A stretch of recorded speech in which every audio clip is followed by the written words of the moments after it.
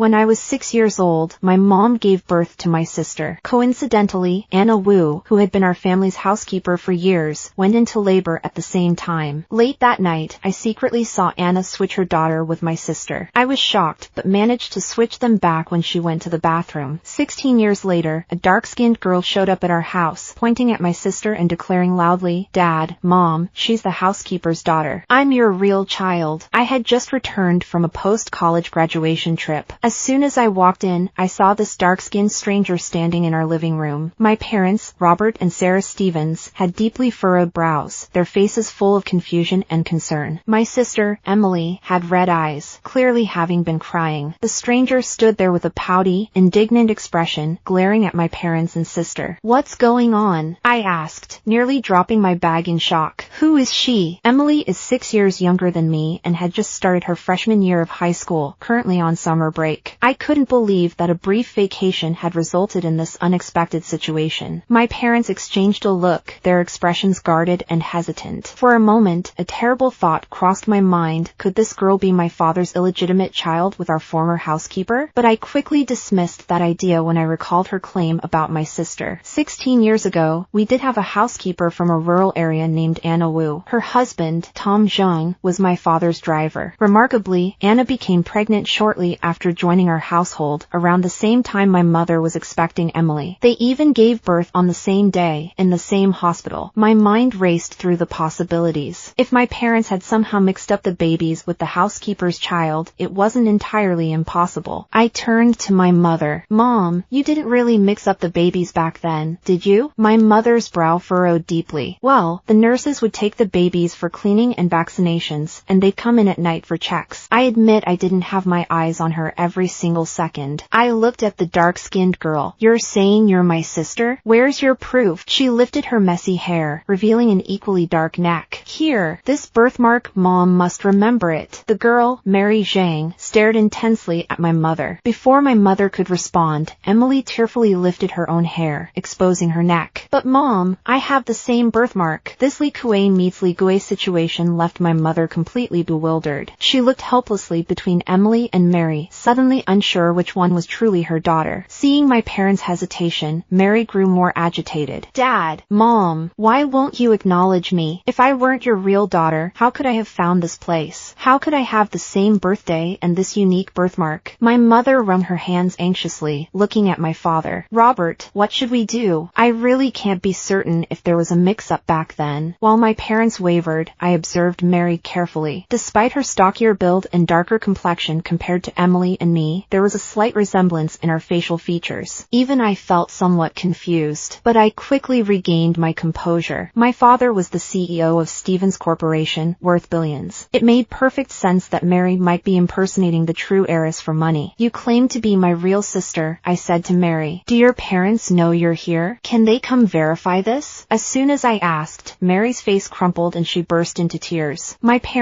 adoptive parents, died in a car accident in their village last month. That's why I had to come find you. I'm only 16. I haven't even finished high school. I want to study, go to college, have a normal life." Mary's dramatic sobbing, combined with her story, seemed to soften my parents' expressions. However, I noticed that while she was forcing out tears, she kept sneaking glances at our family from the corners of her eyes. With both Anna and Tom dead, there was no one to verify or deny the past events. This made the situation more complicated. My father looked at Mary sympathetically and sighed. "Well, you've had a difficult time. Look, whether or not you're our child who was switched at birth, I can promise to support your education through high school and college, ensuring you complete your studies." "Thank you, Dad," Mary sobbed. "I knew you wouldn't abandon me, but I don't even have a place to stay in the city. Until you accept me, I guess I'll sleep under a bridge." I watched as Mary's eyes kept darting to my father's face, gauging his reaction. Finally, my father made another decision. "A young girl shouldn't be sleeping under bridges. It's too dangerous. Until we determine the truth, you can stay in our guest room." The whole family was stunned by this announcement. My mother quickly protested. "Robert, is that really appropriate?" My father shrugged it off. "We have plenty of guest rooms, it's just for a few days. Even if she's not our biological daughter, we can consider it a good deed." My mother fell silent. Emily moved closer to me, crying softly as she hugged me. "Kate, if I'm not really your sister, will you still love me?" I held my sister's soft body close, stroking her hair. That's impossible. Don't think such things. Even though Mom and Dad are being swayed by Mary's emotional manipulation, my instincts tell me you're my real sister, and she's the imposter. Emily, who's half a head shorter than me, cried into my shoulder, her tears warm and wet against my skin. It reminded me of all our precious childhood memories together. Being 6 years younger, she was different from my energetic, mischievous younger self. She was always an adorable, clingy sweetheart. When she was born, she looked like a beautiful doll, and I was at just the right age to be fascinated by dolls. Every day after kindergarten, I would rush home just to play with her. I treated her like a living doll to love and care for, learning from Mom how to comfort and feed her, even cuddling with her at night. If someone suddenly told me that this precious sister I'd loved for 16 years was actually the housekeeper's daughter, I wouldn't believe it. Even if she were, she'd still be my beloved sister. Moreover, I distinctly remember that night 16 years ago when the housekeeper tried to switch the babies. I had definitely switched them back. So what else could Mary be but an imposter? I remembered that when my mother gave birth to Emily, they stayed in a suite. Both my father and I were staying there with her. My mother gave birth in the evening and fell asleep immediately afterward, exhausted. My father and the postpartum nurse were also sleeping. Emily was in a bassinet in my mother's room. Hospital policy required doors to remain unlocked at night for safety. I had slept too much at kindergarten that day and couldn't fall asleep at night. I decided to go to Mom's room to check on Emily, but just as I reached the doorway, I saw a man sneaking around inside. He had just lifted Emily from her bassinet and was placing another baby in her place. I watched as Tom even switched the identity bracelets between Emily and the baby he'd brought. I was terrified because I recognized the man. It was Tom Zhang, my father's driver, whom I called Uncle Tom. I was too young to know how to handle such a situation. I hid behind the door, watching as Tom carried Emily out of the room. Gathering my courage, I followed him. He turned and went to a regular ward down the hall. Holding my breath, I peeked around the corner and saw Tom anxiously showing Emily to Anna, who was lying in the bed. Anna's expression shifted from concern to regret, then to a cold smile of successful deception. "Our daughter will live a life of luxury in the Stevens family," she said. "As for their daughter,